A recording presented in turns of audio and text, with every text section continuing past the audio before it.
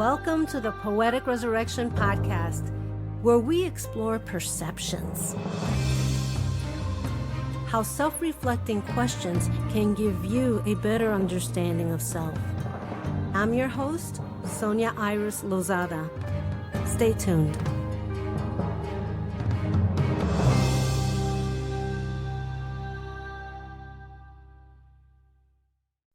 Hello, everyone, and welcome to a new episode of Poetic Resurrection. And today I'm so excited to have Nathan Singer. He's the author of the Duplication House and many other books. He is also, like I am, part of the LA Writers Center. So Nathan, welcome. Thank you, Sonia. It's great to be here. I initially met you through a Zoom call with Sheree, the LA Writers Center. Okay. We were all doing like some kind of talk, and honestly, I forgot it was a couple years ago. Right. Yeah. Nathan just wrote my foreword for my upcoming book, and I'm so excited about it. So tell me about your latest book, The Duplication House. Well, it was probably about 10 years ago. I got the crazy notion that I needed to go back to school to get yet another degree. You know, I have a degree in novel writing. I have a degree in English and theater, but like, that's not enough. I decided to go back to get my doctorate in interdisciplinary humanities. And this was happening around the same time that my band, the Whiskey Shambles, was first starting to kind of gather some steam and get some notoriety and that sort of thing. I was on the road a lot, traveling with the band, or I was traveling back and forth to Los Angeles because the LA Writing Center would host a live reading of, one of my plays or a screenplay or something like that. I was doing some editing work. I had edited Betsy Franco's novel, Naked, so I went out to Palo Alto to meet with her and all this stuff. I'm on the road. I'm trying to do my schoolwork, and I've got one notebook for that, and then I've got another notebook that's kind of a, I don't really keep a diary, but it was sort of, my diary on the road, so to speak, not to get too Jack Kerouac about it. While I was doing that, I was writing this, what I thought would be my creative dissertation, which turned out to actually be my creative dissertation. And I noticed, in some late nights in motel rooms here and there, that I was blurring the lines between my three notebooks, that that the fiction work was overlapping with the diary, which was overlapping with the academic work, and it was becoming this sort of hodgepodge. And when I looked at it, I was just like, this kind of works. It sort of works as this mashup of literary fiction and magic realism and memoir, musings on academia and all this kind of stuff. The long and the short of it is that's what created the Duplication House, right? The Duplication House is basically those things that I was writing all at the same time, just sort of blurring together in some sort of Cronenbergian monstrosity. Graduated in 2016. My novel, Black Church Furnace, the one that just predates this one, was published in 2018. And it seemed like, well, the next work has to be the Duplication House. And so I cleaned it up, made it novel ready, sent it to my agents, and talked to the publishers that I've been working with recently, and they liked it. And so here it is. I remember you once saying that another book of yours, Chasing the Wolf, Yes. that you wondered where they put in the bookstore where it would be. So where does the Duplication House go? Because you said it was totally not where they put it, but that's where it would sell. Right. Well, I got to tell you, Sonia, that has been a pattern since literally 2004 when my first novel, A Prayer for Dawn, came out, because I expected it to be in the literary fiction section, right? Which is where I went, the bookstore, all excited to see my book on the shelf, and it wasn't there. And I went and asked, and they were like, oh yeah, it's in mystery and thriller. And I'm like, what? Right. Like, I don't even know that I knew what a thriller was, at least as far as the genre goes. I knew what a murder mystery was, but it definitely is not that. But it was just, when I called up my publisher, they were like, we tried to put it where we thought an audience that would like it would go. Because I think when people think of literary fiction, they think of, Oprah books, like real low concept family dramas and that sort of thing, which is great. Because it's so weird, because now that you say that, I asked somebody to be on my show. They go, I don't do literary fiction, but I go, me as a poet, there's nowhere, unless they have a specific thing for advertising for poetry, they throw me into literary fiction. Is that right? It's like, It's like those Hallmark type of books. It's like, I'm not like that at all. No, no, absolutely not. Yeah, I know. Well, I mean, that was sort of my thought. I was like, well, literary fiction should be where all of us go that don't really fit in a definable genre. But what counts or doesn't count as literary fiction seems to be, a question left unanswered for all eternity. I think publishers are trying to find not so much where your work belongs, but what audience would be most receptive to what you're writing. Yes. See, and that's good to know because me as a self-publisher, I do the general stuff. I didn't know who would really be interested in my writing. I mean, I know that it's kind of memoirish, Sure. but I don't know that. You're lucky. Can you tell us now? Because I want to know more about the Duplication House. Okay.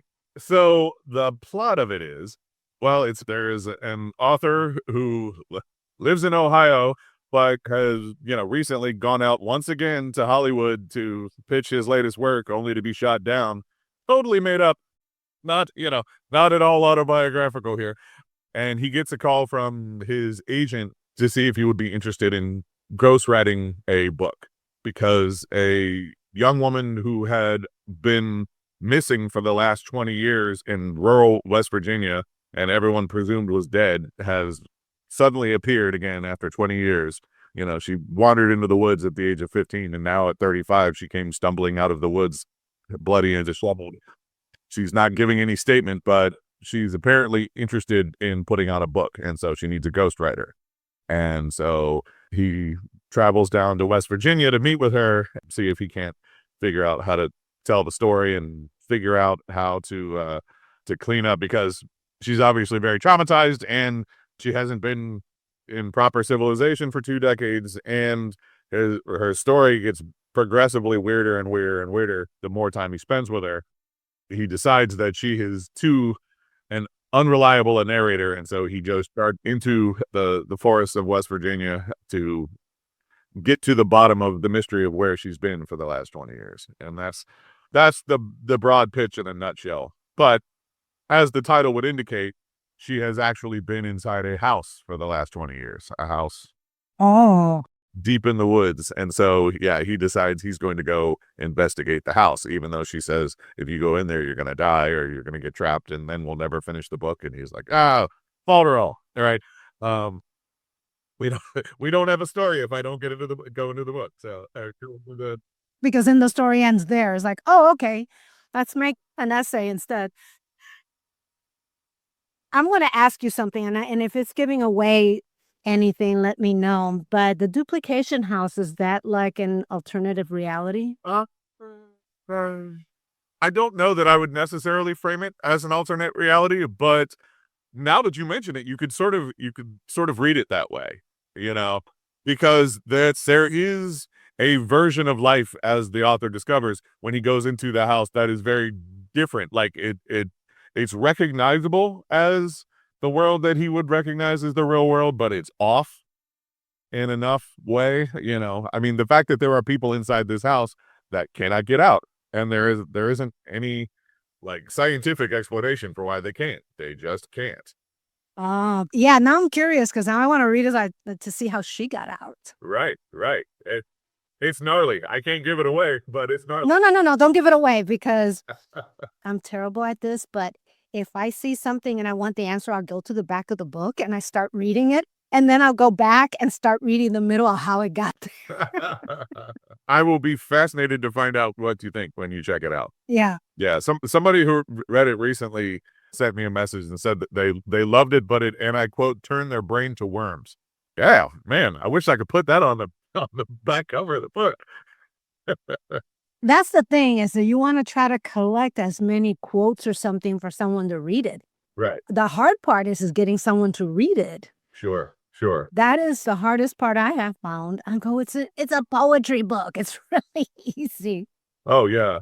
Well, like in the case of your recent book, I think I read it 3 times back to back. Like I read it through, and then I read it through again, and then I took a walk for an hour and I came back and I read it again. Yeah, it was just such beautiful writing. I really enjoyed it. Oh, thank you. I don't know about you. I mean, you have a publisher, so you get feedback. I don't get any feedback really unless I put it out and people do reviews. Oh, right. Yeah. Yeah, yeah. Because, I use an editor and everything. But Sure. so tell me, one of your most popular books is Chasing the Wolf, wasn't it? Yes. Yeah. I that that that was the first one that I think was a bit more accessible. Some of my books, I've been told, are a bit of a challenge, not just because of the subject matter, but because the writing style tends to be somewhat unorthodox. But Chasing the Wolf is an epistolary novel, which means it's told in letters, like Color Purple or Dracula or something like that. That was the one that I think reached a wider, more mainstream audience than some of the others. Yeah. Do you think that propelled you? Because you also said you're a professor, Yes. Yeah. and I'm assuming you teach English Yeah. Right. or literature or something, or creative writing. Yes. Yes. Do all of that. You do all of them. Okay. And what university do you work from? So I'm currently teaching at 3 universities. I'm at Northern Kentucky University, University of Cincinnati, and at Antioch University. I live in Cincinnati, Ohio, and those schools are all within driving distance from me.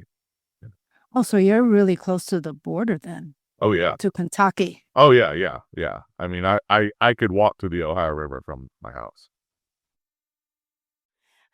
It's funny because you always do, and we know there's always a border between states. Right. I went up to Lake Tahoe, and part of it is in California, part of it is in Nevada. Right. And you just cross the street, you're in Nevada, but that's where all the casinos are. As soon as you cross that street, you get all the casinos. Right. But it's always fun to say, okay, where's the line? Well, and it's funny to me because the publisher that I had been with for a long time, Bleak House Books, who had initially published Chasing the Wolf, Simon & Schuster published it now, but the guy who ran Bleak House Books for a while, he brought a bunch of us out to Portland, Oregon to see Roger Waters perform. He was Oh, yeah. The Wall. Pink Floyd, yeah. I saw The Wall. It was exciting, and I think it was just kind of a thank you to some of the authors and all this kind of stuff, and we had a great time. But in Portland, there is a river about the size of the Ohio River that runs through, but it's Portland on both sides. Like my Cincinnati brain couldn't grasp it. Because like, no, the other side of the river is a different state. Like that, It's gotta be. it's got to be a different state. And they're like, no, it's not. We're still in this. We're still in the same city, technically speaking. Yeah. I was like, Well, you're close enough to Chicago, so I'm sure you go to Chicago. oh yeah, yeah, yeah. In fact, my younger brother and his family lived in Chicago for a long time, so we would spend a lot of time up there. And I've done literary events and poetry slams and stuff like that in that area also. That's where I'm from. I'm born and raised. Oh, I love Chicago. Great. I love Chicago. It's the weather that kills me. That's why I left to LA. Well, I sure. could not face another winter. I understand. I love the winter, and we get pretty cold in Ohio, but there's been times we've gone up to Chicago for Christmas and stuff like that. I was like, man, this is more winter than I was prepared for. I went 2 years ago during the winter. Uh-huh. I had on a parka, so that kept me warm. I had Uggs, that kept me warm. I could not wear enough gloves to keep my hands warm. Sure. It's just so damn cold. So, have you ever been to Minnesota then? No, I heard that's even worse. Okay. So, some years ago, I was invited out to a university in Minnesota. I hate that I can't remember the name. I wish I could give them a shout out, but I was invited to go out there to give a reading for the students and to do some guest lectures and stuff like that. And we had a great time. It was wonderful. But we were on the side of Minnesota that's flat. I think the one that leads toward Iowa, if not this, all the pine trees. And it was October, so we're not like in the dead of winter or anything like that. And I like the cold weather. Let's keep in mind. But I had like 3 or 4 jackets on, and I could still feel the wind like burrowing through all of my jackets.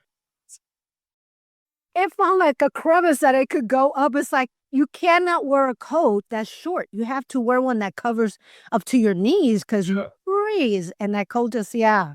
I hope I did a good job with the lecture, but the way I remember it is I was shivering through the lecture, even in the house, Oh, yeah, that's true because halls are always really cold. Right, right, yeah. But it was a great time, and I loved doing it. But that was my one and only time in Minnesota, and I was like, oh, so when Soundgarden sang the lyrics, "I'm looking California, but I'm feeling Minnesota," I understand what that lyric. Mm. I heard how cold it is. I actually have a niece that goes to college there. Oh, okay, okay. Yeah, Oh, that's great. they have a great equestrian center, which is weird because it's so cold there, but, Yeah, well, those are some hardy horses, I'm sure. Yeah.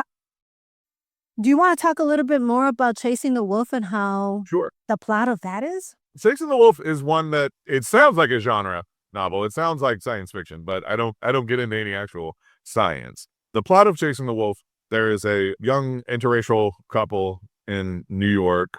She's a dancer. She's African American. He's a painter, a visual artist. He's Caucasian, and they're becoming kind of the toast of the town. They're the new buzz and all that. She's accidentally killed in an accident backstage at a performance. He is absolutely devastated. He's filled with grief, and he runs off into Central Park, to the wooded area of Central Park. He wakes up the next morning in Mississippi in 1938. Yeah. And yeah. And of course, at first he thinks he's gone insane, or he's dead and he's in purgatory or hell or something like that.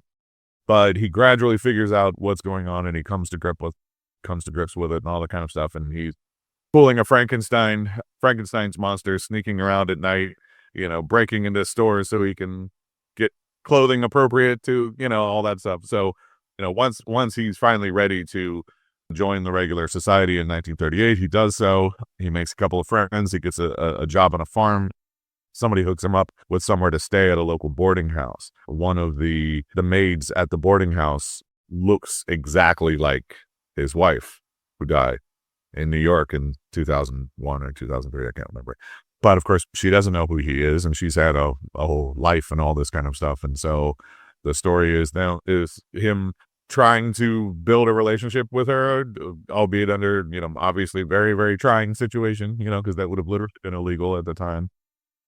And she's a full human being with a full life, not who he thinks she is. At least that's the way it appears at first. And he also is noticing that he's being hunted, possibly by malevolent supernatural figures, because he has violated the rules of time. He's broken through a pocket in time.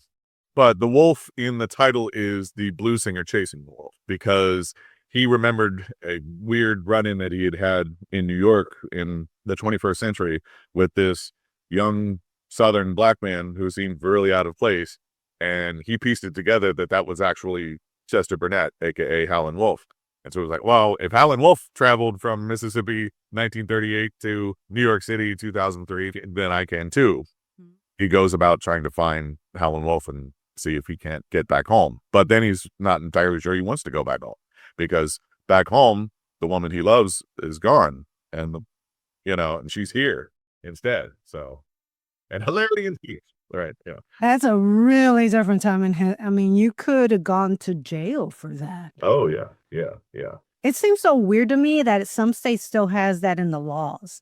They don't enforce it, but they still have it in the laws. Right. Right. Yeah. Yeah. Well, it's because nobody wants to be the one to formally request that it be removed. That's one of the themes that runs through the book, where we tend to accept and want to maintain the status quo, even when we know full well that the status quo is toxic. Even when what we're currently doing is bad and we know it's bad, it's still preferable to changing because change is scary. Yeah, and very true. And also, I find that people goes, "What am I gonna do? I'm only one person." Right. Right. Yeah. It is difficult. I have found myself in situations where I wanna make a change, but you just hope that other people you find like-minded people and you can go forward. Doing it alone is not good. You need a team. Well, absolutely.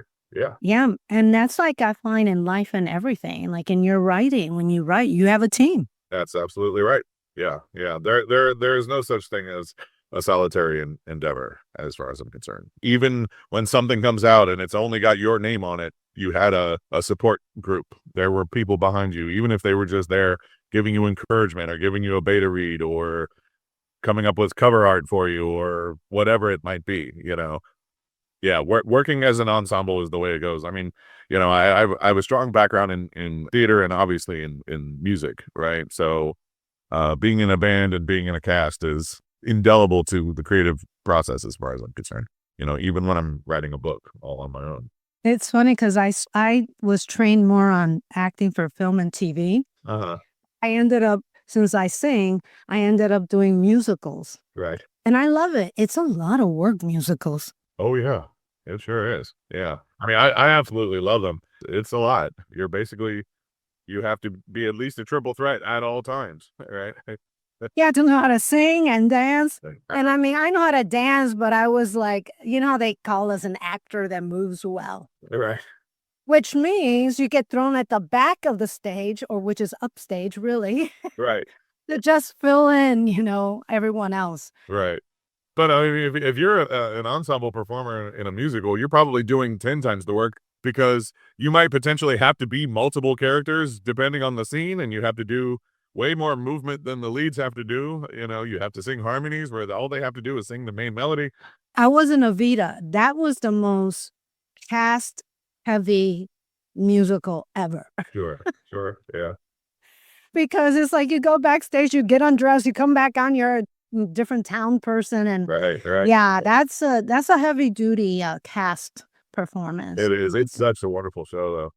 It is. It really is. Yeah, I love it. So, do you want to go into any of your other books? I see A Prayer for Dawn. Oh, Prayer for Dawn. Okay. So Prayer for Dawn is the one that started it all. Oh, really? That's your first book? That was my debut novel. Yeah. It was published in 2004. This actually ties in quite nicely to what we were talking about.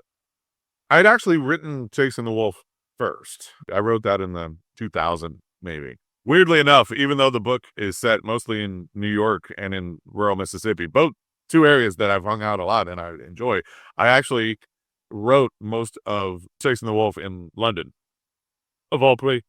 That's what I was studying. I was still in college at that time. So we are going to a lot of theater in the West End and all that stuff. I saw Rent there. I saw The Woman in Black, lots of great theater type stuff. Late at night when I was in my dorm room, I was working on this very, very, very American novel, even though I wasn't in the US at the time.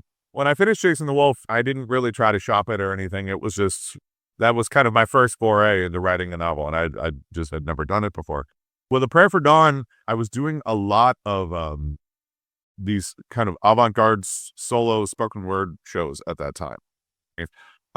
This was right after the Bush v. Gore debacle and all that kind of stuff, and so I was doing a lot of political activism and a lot of like really, really confrontational, like avant-garde performance art type stuff during that time. I had this sort of approach. I was playing music. I was playing in bands at that time. And the music was pretty kind of controversial, confrontational type music too. And I really was kind of feeding off the aggression, not always necessarily positive aggression from the audience. And I was kind of wondering, can I do that as just a solo performer, just with my words, not loud instruments behind me and shouting and all that kind of stuff.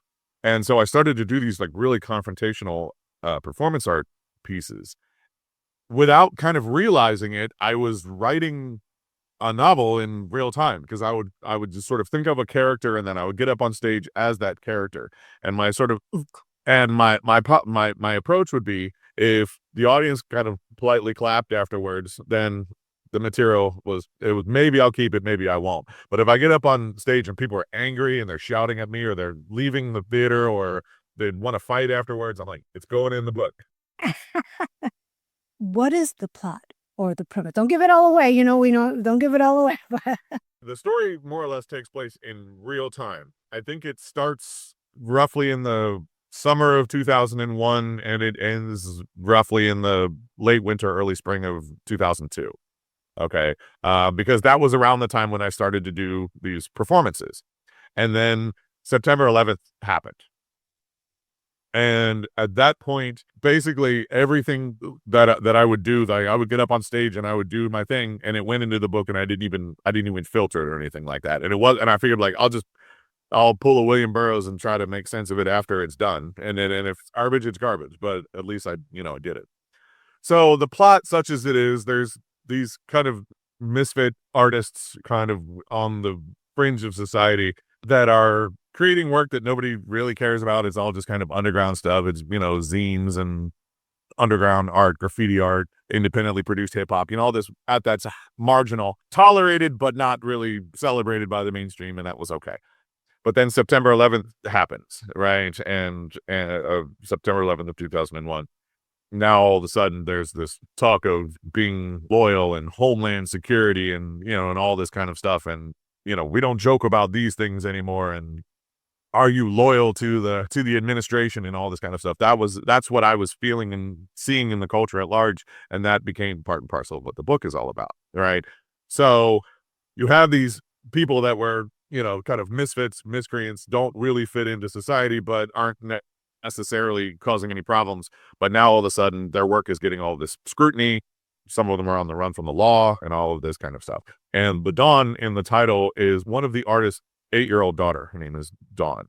She gets kind of drawn into the middle of all of this because this was kind of the birth of the internet as we know it as well. And so now that her father's art is on the internet and it's getting all this scrutiny, now she's getting the target for unwanted attention, let's just say, And so Dawn sort of becomes kind of the metaphor for the lost innocence of America and how it felt like the eyes of the world are all coming around us, especially those of us that weren't necessarily on board with the idea of carpet bombing innocent civilians who had nothing to do with September 11th. Man. But it's just like, well, if you're opposed to that, then you're with the enemy. I'm like, how does that work exactly? So that's kind of what the story is. Yeah, if you're not with me, there's like no gray area. You're against me. Well, yeah, I mean that was the thing. It's like you're either with us or with the terrorists. I'm like, man, what an array of options, right?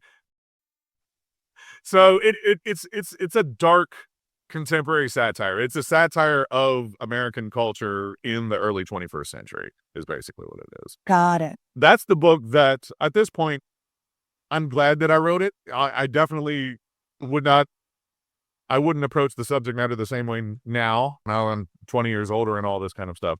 I still stand by what I wrote, but when I read it now, I can definitely tell a kid in his 20s wrote this book. Wrote it. Right. But you know what? You get away with a lot more in your youth. Sure. Yeah, absolutely. Now that we've come to the end of our interview, I am so glad that you discussed your 3 wonderful books, Prayer for Dawn, The Duplication House, Chasing the Wolf. I wish I had as many books and novels as you do. But is there anything you would like to say to the audience in the last few minutes? This has been great, Sonia. Thank you so much. And if you don't mind me plugging your book, everybody get a hold of Sonia's latest poetry book because it is absolutely gorgeous. You can check out my band, the Whiskey Shambles, and the Whiskey Shambles Duo. I also play in another band called Phantom Queen. Check us out on Facebook and Instagram and all that. I do not have a new novel coming up this next year, but there will probably be a sequel to my YA book, The Song and the Squall, coming out within a year or so. So keep an eye out for that. Apart from that, I'm just very happy to be here today. Thank you. And we'll have you back when your book comes out. So Looking forward. Thank you so much, Nathan. I greatly appreciate you. Thank you very much. Thank you for listening to the Poetic Resurrection podcast, available on Apple iTunes, Spotify, Amazon Music, and many other podcast platforms. Please visit us and subscribe to our newsletter at poeticresurrection.com for the latest information and updates.